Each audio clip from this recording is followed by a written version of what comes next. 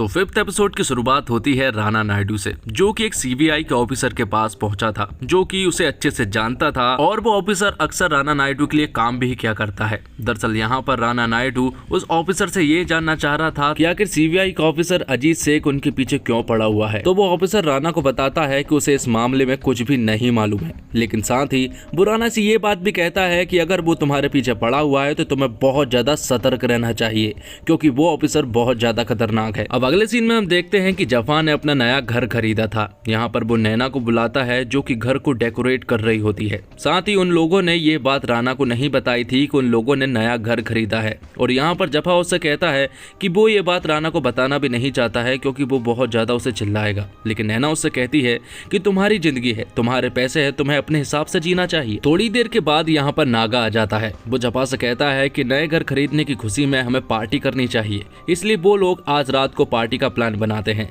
जिसके बाद Naga hair cutting के लिए जाता है, जहाँ पर उसकी मुलाकात होती है तारा नाम की एक औरत से। और बातों ही बातों में तारा और नागा के बीच में दोस्ती होने लगती है। और यहाँ पर नागा तारा को आज रात की पार्टी के लिए इनवाइट भी कर लेता है। उनके बीच में थोड़ी दोस्ती भी हो जाती है। यहाँ नैना और जफा साथ में बैठे हुए थे। जफा यहाँ पर उसे बताता है कि वो लाइफ में कुछ भी नहीं कर पाएगा, क्योंकि वो नॉर्मल इंसान की तरह नहीं है, वो हर चीज में वीक है, इसलिए उसकी जिंदगी नहीं चलने वाली। पर नैना यहाँ जफा को समझाती है कि तुम जैसे हो बहुत अच्छे हो, और उसे सपोर्ट भी करती है। जिसके अगले सीन में हम हॉस्पिटल का सीन देखते हैं, जहाँ पर कि डॉक्टर के द्वारा पता चलता है कि ओबी महाजन को ब्रेन में एक छोटा सा ट्यूमर है और उसका इलाज होगा, लेकिन ऑपरेशन के सक्सेसफुल होने के सिर्फ 50% ही चांसेस है। जिसके अगले सीन में हमें एक रेस्टोरेंट का सीन दिखाया जाता है, जहाँ पर कि अजीत शेख और श्रीनी बैठे हुए थे। दोनों यहाँ पर कॉफी ऑर्डर करते हैं, पर यहाँ पर श्रीनी अपने ही कप में एक अजीब सी दवा डाल देता है और यहाँ पर वो अजीत शेख से टिश्यू मांगता है। और जैसे ही अजीत शेख टिश्यू लेने के लिए आगे बढ़ता है, तो यहाँ पर श्रीनी कप चेंज कर देता है। थोड़ी देर के बाद अजीत शेख को थोड़ा अटपटा लगता है कि जो कप पहले इधर की साइड रखा हुआ था वो अब इस साइड है, लेकिन यहाँ पर वो ज्यादा ना सोचते हुए इस कॉफी को पी जाता है। यहाँ ओबी की वाइफ जब हॉस्पिटल के रूम में आती है तो वो वहाँ पर ओबी को नहीं पाती है, तो वो पूरी तरह से घबरा जाती है और वो पूरे हॉस्पिटल में ओबी को ढूंढने लगते हैं। थोड़ी देर के बाद यहाँ पर राणा आ जाता है। ओबी की वाइफ यहाँ पर राणा को बताती है कि ओबी नहीं मिल रहा है, जिस पर कि राणा उससे कहता है कि आप चिंता मत कीजिए, उसे मालूम है कि ओबी कहाँ पर होगा। यहाँ पर एजाज शेख ने जो कॉफी पी थी उसमें श्रीनी ने कुछ अजीब तरह की दवाएं मिला दी थी, जिसके कारण उसे अजीब अजीब चीजें दिखने लगती है। यहाँ तक कि उसे एक औरत के ऊपर सांप दिखता है, तो एजाज पूरी तरह से डर जाता है और वो यहाँ पर उस औरत के ऊपर जो सांप होता है वो उसे भगाने की कोशिश भी करने लगता है। इसी चक्कर में उस औरत को लगने लगता है कि ये गंदी हरकतें करने की कोशिश कर रहा है, तो वहां पर जितने भी आदमी होते हैं वो एजाज शेख को पूरी तरह से मारने लगते हैं।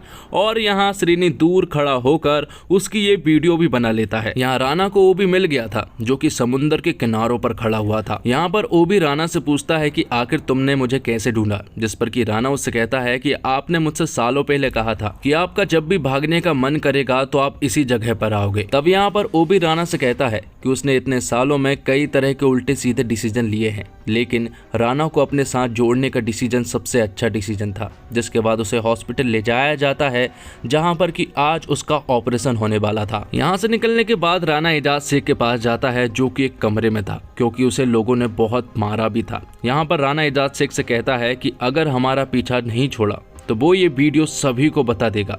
और साथ ही वो उससे कहता है कि अगर ये वीडियो वायरल हो गई तो तुम्हारा सस्पेंड होना तो एकदम तय है, इसलिए प्रिंस और मेरा रास्ता छोड़ दो। जिसके बाद हम नित्या को देखते हैं, जो कि रेहान से बात करने की कोशिश करती है, लेकिन रेहान नित्या से कोई भी बात नहीं करना चाह रहा था। नित्या को बहुत गुस्सा आ रहा था, इसलिए वो अपने छोटे भाई को लेकर यहाँ से चली जाती है। दरअसल वो जफा की पार्टी में जा रही थी। वहाँ जफा पार्टी में लोगों को आने का इंतजार कर रहा था और फिर थोड़ी ही देर के बाद यहाँ पर नागा आ जाता है। नागा यहाँ पर जफा से कहता है कि यहाँ पर कुछ ही देर में ढेर सारे लोग आने वाले हैं और वो इस पार्टी को फिर खूब एंजॉय करेंगे। वह राणा जब हॉस्पिटल में था तभी उसके पास एजाज शेख का कॉल आता है। एजाज राणा से कहता है कि मुझे डराने की कोशिश बिल्कुल भी मत करना, क्योंकि वो लोगों में से नहीं है जो कि इन छोटी छोटी चीजों से डर जाएगा, क्योंकि अब वो उनकी बैंड बजाने वाला है। यहाँ जफा की पार्टी में देखते ही देखते ढेर सारे लोग आ जाते हैं और यहाँ पर नित्या और उसका छोटा भाई भी आ चुके थे।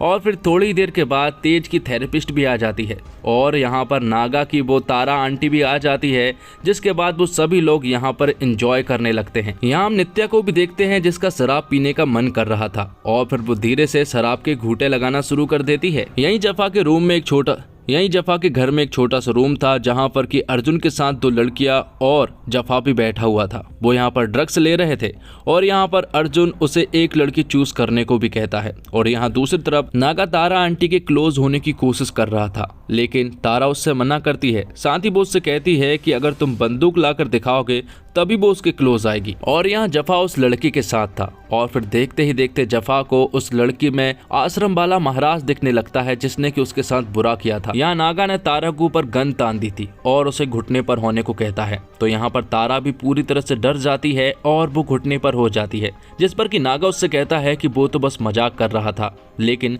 तारा को ये बिल्कुल सही लगा था, इसलिए वो गुस्सा होकर यहाँ से चली जाती है।